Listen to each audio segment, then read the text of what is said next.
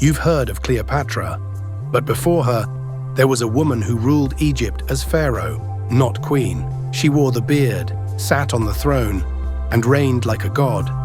Her name, Hatshepsut, the most powerful female ruler in ancient Egypt.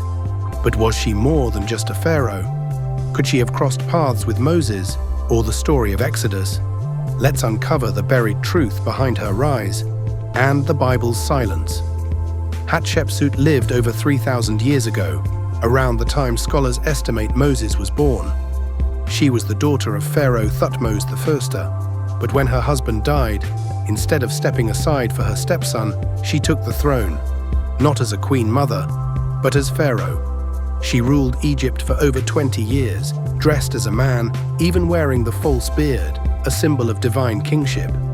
She built temples, sent trade ships to faraway lands, and declared herself the daughter of Amun, a god.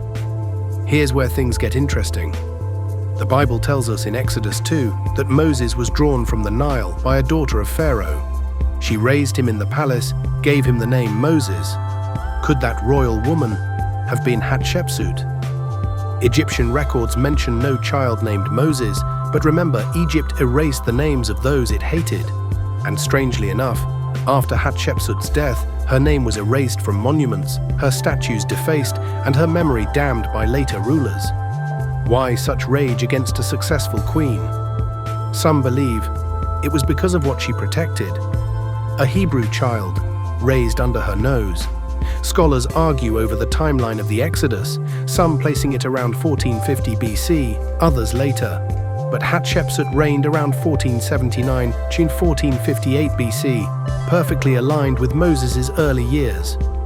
She would have been Pharaoh's daughter during his birth, and possibly the woman who taught him language, science, and strategy.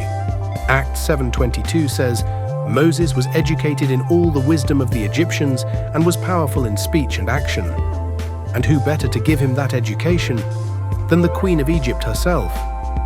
After her death, her name was scratched from every wall, her statues broken, her face defiled.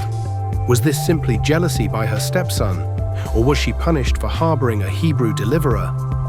In a culture obsessed with legacy, Hatshepsut was erased, but the Bible tells us he will bring to light what is hidden in darkness, 1 Corinthians 4-5.